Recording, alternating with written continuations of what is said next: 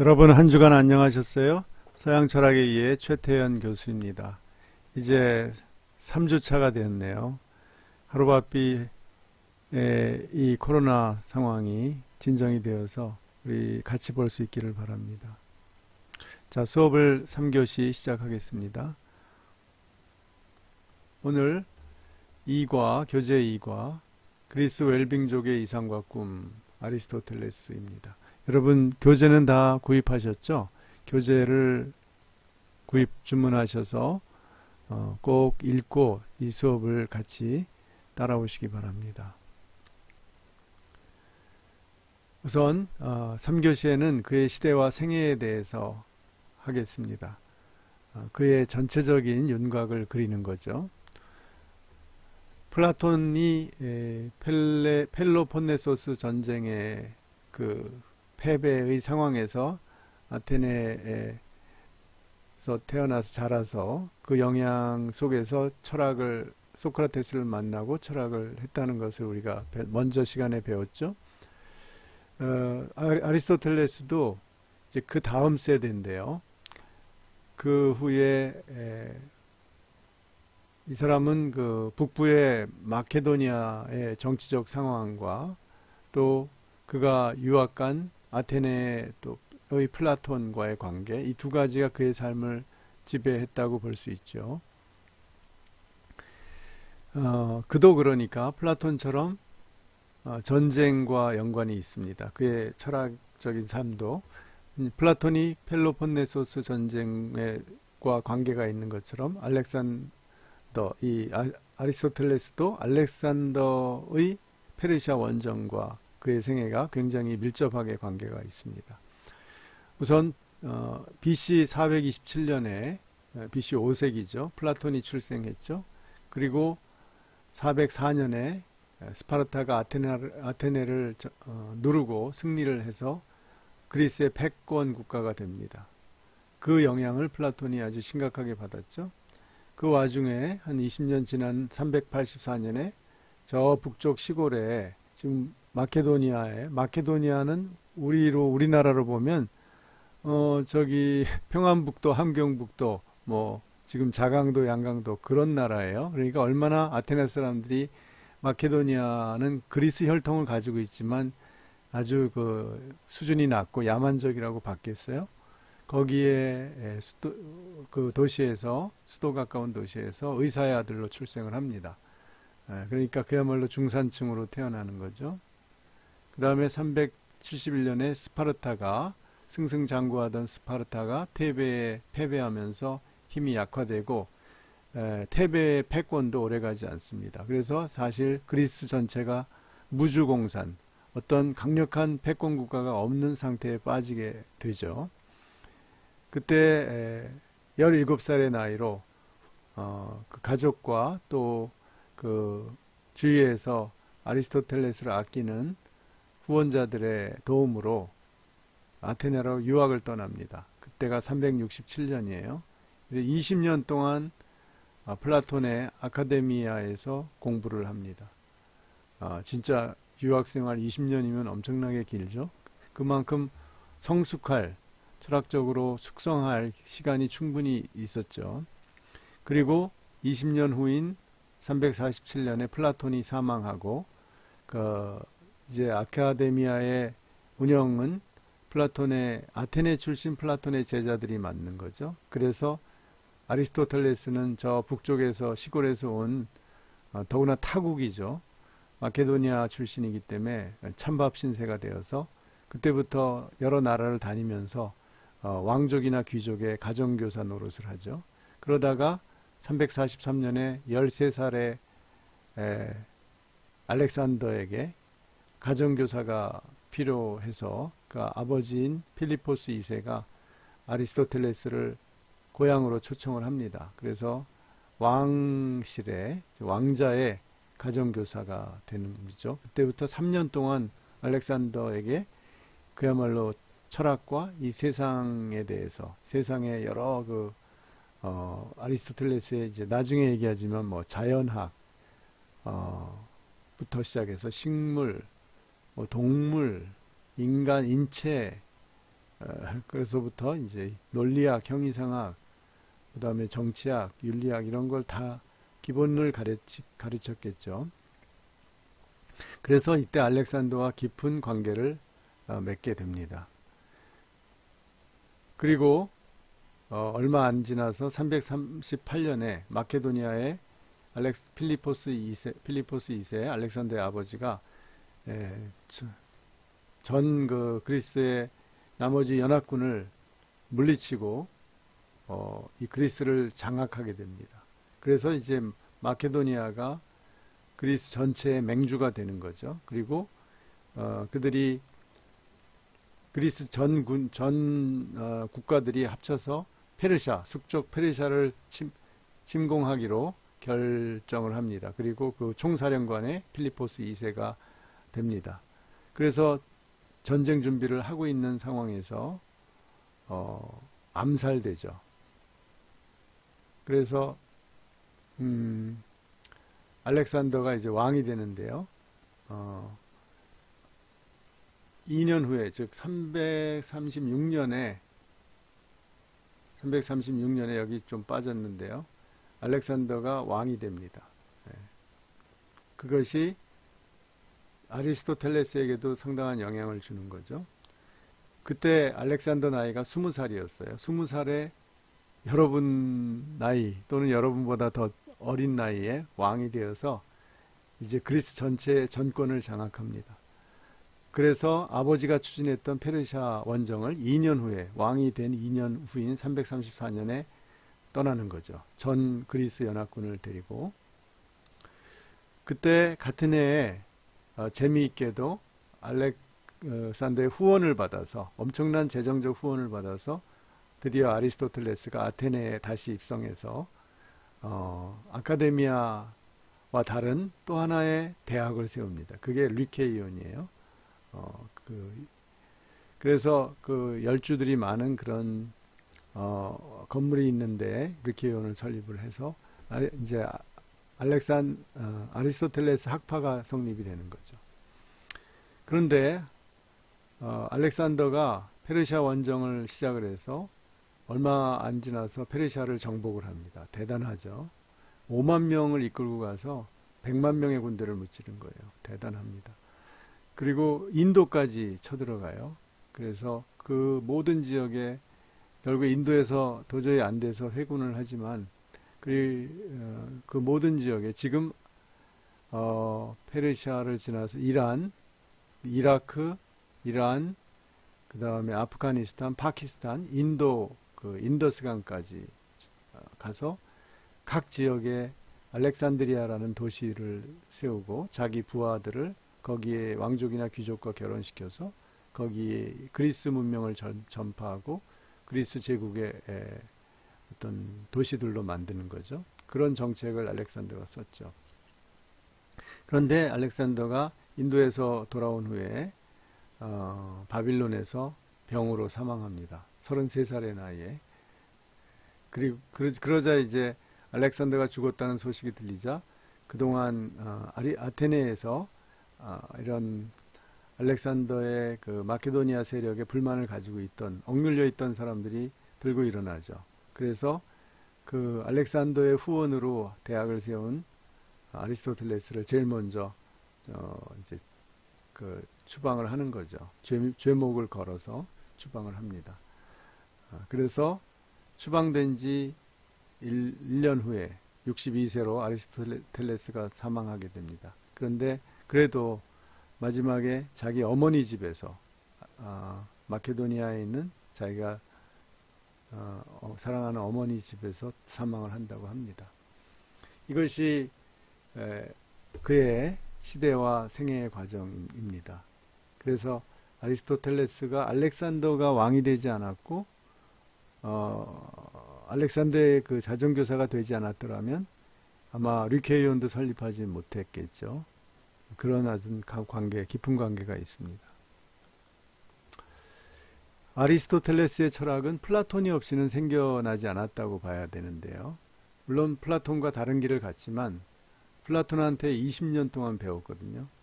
그래서 아카데미아에서 플라톤의 가장 우수한 제자, 아카데미아의 지성이라는 칭호까지 얻을 정도로 인정을 받았죠. 그러나 플라톤 사후 이제 아테네 출신 제자들에게 밀려서 플라톤 학파와 단절하게 되었고, 또 자기 스승인 플라톤의 이론을 거리를 두고 비판을 하죠. 심지어 플라톤의 그런 형이상학, 보편자, 이 실제론이라고 해요. 이데아가 있다. 이것은 보편적인 모든 우리의 개개의 사물이 아닌 어떤 보편 사물의 보편적인 이데아가 존재한다. 그게 진짜다라는 그 실제론을 매미 소리다. 맴맴맴 하는 소리다라고 혹평을 할 정도로 상당히 어떻게 보면 건방지고 어떻게 보면 자신만만한 그였죠. 그 대신 자기는 개별자 중심의 보편자 실제론. 이게 이제 아리스토텔레스의 형이상학이에요. 그러니까 모든 개개의 사물 안에 보편자가 들어있다고 보는 겁니다. 보편자라는 건 뭐냐면 그 사물의 보편적 속성이 있다는 거예요. 그게 형상이라는 겁니다.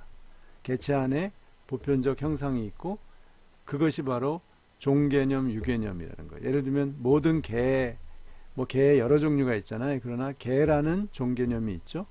그 개는 또 그 위로 올라가면 동물이라는 유개념이 있죠. 이런 동물이라는 보편 개념이 실제로 있다는 거죠. 그냥 그게 단순히 개념에 우리 머릿속에서 만들어낸 개념이다라고 하면 유명론이 되는 거예요, 중세에.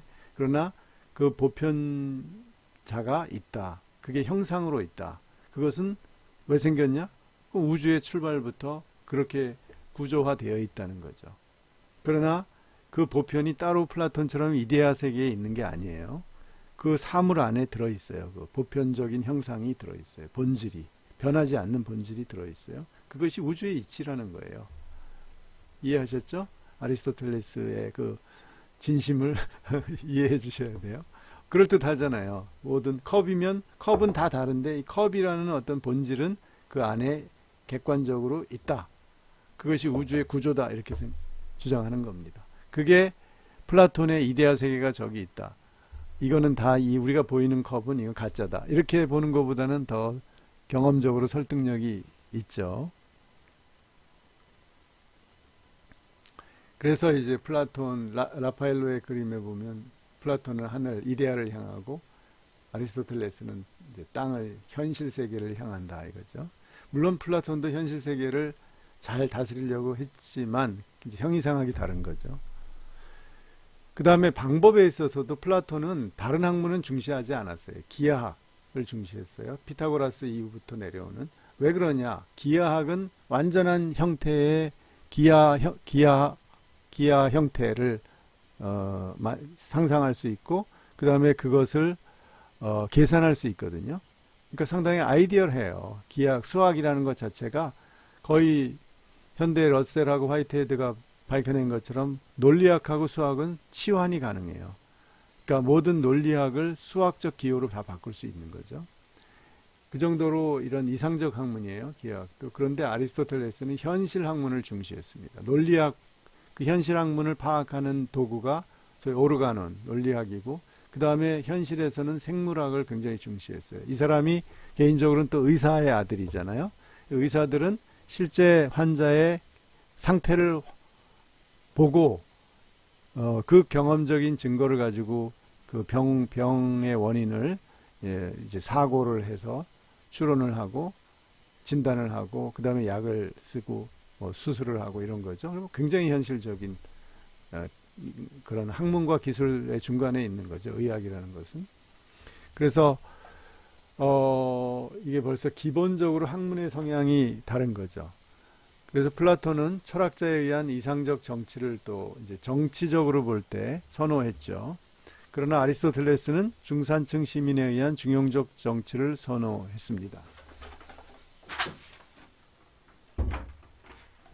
죄송합니다. 바깥이 좀 시끄러워서 문을 닫고 왔습니다. 그러니까 당연히 플라톤은 이 아이디얼한 형상에 의한 즉 이데아에 의한 그 정치가 있는 거예요. 이미 그것을 현실 세계에 적용하면 되는 거죠. 그러나 아리스토텔레스는 중산층 시민이 함께 폴리스, 국가를 만들어가는 그런 중용적인 정치를 선호했어요. 서로를 배려하고 서로 협력하면서 만들어가는. 그러니까 지금의 민주주의에 훨씬 아리스토텔레스가 가깝죠. 또 플라톤은 이데아를 직관하여 현실에 적용하는 학문이 철학이에요. 철학의 성격도 다르죠. 그러나 아리스토텔레스에게는 세계의 각 영역에서 현실을 파악하여서 그것을 깊이 사고를 통해서 반성적 사고를 통해서 실천적 지혜로 이끌어가는 것이 철학이에요. 그러니까 이 사고와 사고 능력과 그 다음에 경험 이 두 가지가 잘 연결시키려고 두 가지를 연결시키려고 노력한 게 아리스토텔레스죠. 그래서 이 아리스토텔레스의 영향을 보면 영향사라고 해요. 영향을 어떤 사상이 계속 그 후대에 어떤 영향을 주어 왔나를 연구하는 학문이 영향사라고 하는데요. 플라톤주의도 플라톤 철학도 영향사가 굉장히 길고 강하죠. 그리고 아리스토텔레스도 영향사가 있는데요.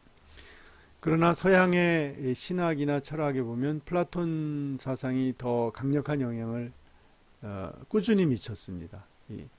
그래서 플라톤 사상은 플라톤의 제자를 통해서 이제 중기 플라톤주의로 가고 그 다음에 로마 시대에는 신플라톤주의로 발전을 합니다.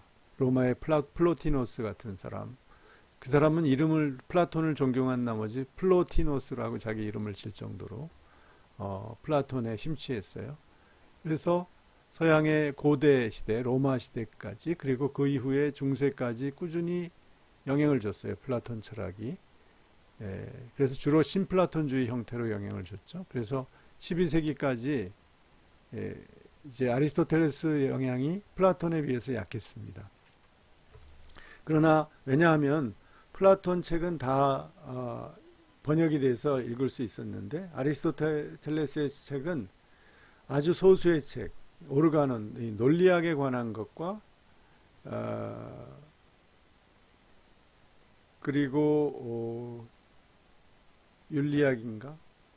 아주 두세 권밖에 번역이 안 됐어요. 라틴어로. 그래서 아무래도 영향이 약했는데 이슬람을 통해서 아랍어로 번역된 책이 스페인을 통해서 다시 라틴어로 번역되면서 12세기까지 대부분의 아리스토텔레스 책이 이제 번역이 돼요. 라틴어로. 그러면서 다시 아리스토텔레스 철학이 부흥하면서 그것을 신학에 적용한 것이 실제론적인 스콜라 철학입니다.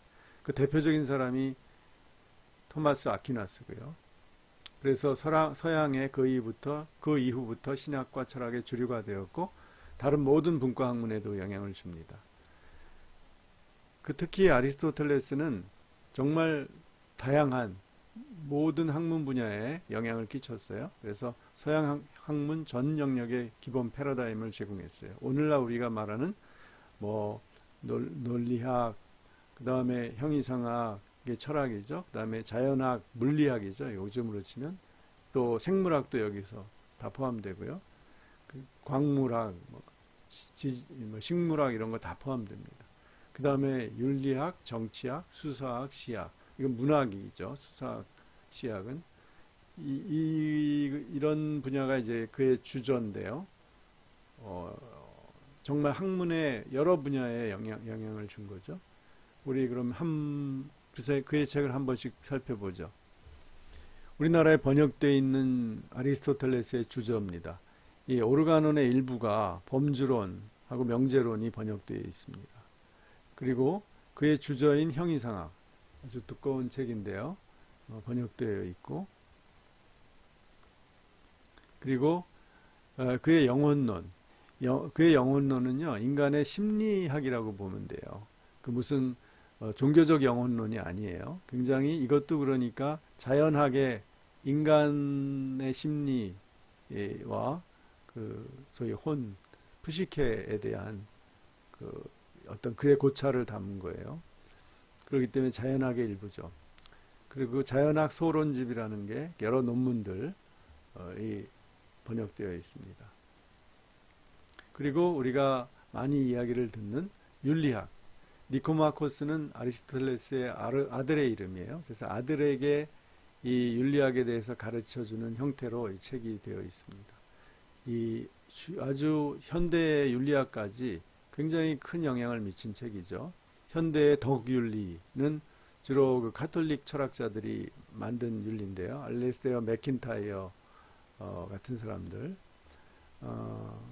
그런데 이 사람들이 이 아리스토텔레스의 윤리학을 다시 현대화한 것이라고 볼 수 있습니다. 그 정도로 중세와 현대에 이르기까지 아리스토텔레스의 윤리학은 영향을 주고 있고, 그 다음에 아까 말한 아리스토텔레스의 이 정치론, 시민들의 정치학, 이것이 이제 정치학으로 번역되어 나왔습니다. 마지막으로 그의 문학 이론을 다룬 수사학, 지금도 우리가 어떻게 표현을 사용하여서 여러 가지 비유라든지 이런 표현을 통해서 우리의 글을, 언어를 사용할 수 있는가를 연구한 것이고, 시학은 소위 희극과 비극, 이 두 가지를 원래 시학을 썼어요. 근데 비극만 남아있죠. 문학 이론이죠. 그래서 그의 그 시학을, 책을 소재로 해서 영화화한 게 있죠. 장미의 이름이라는 움베르토 에코의 소설을 영화화한 영화가 있죠. 그의 지금 전해 내려오지 않는 시학의 2편 희극에 대해서 그걸 주제로 해서 만든 영화죠. 그 정도로 영향을 지금도 아리스토텔레스의 수사학과 시학은 문학 이론을 하는데 꼭 필요합니다. 또 이 고대 그리스의 폴리스 정치들을 아주 구체적으로 연구를 했어요. 아리스토텔레스는 아주 경험적으로. 그래서 아테네하고 테바의 정치들을 연구한 책이 또 번역되어 있습니다. 마지막으로 제가 추천드리고 싶은 책이 하나 있어요. 여러분이 이런 전문적인 책들을 니코마코스 윤리학을 읽기가 쉽지 않잖아요. 읽으면 좋습니다. 그런데 방학 때 같은데. 그런데 우선은 아리스토텔레스를 그 역사적 상황에서 그의 그의 생애와 사상의 흐름을 이렇게 쉽게 재미있게 전에 소개했던 책처럼 제가 그 지중해 철학기행은 플라톤에 초점을 맞췄고요. 이 책은 이제 아리스토텔레스에 초점을 맞춘 책입니다. 조데오 교수의 아리스토텔레스 에게해에서 만난 인류의 스승, 작년에 나온 겁니다. 아주 재밌습니다. 저도 좀 읽어봤는데 여러분 한번 시간 날 때 이런 책을 읽어두면 아주 여러분이 교양의 수준이 높아지고 철학에 대한 이해도 깊어질 것입니다. 자, 그럼 첫 시간 마칩니다. 또 만나요. 감사합니다.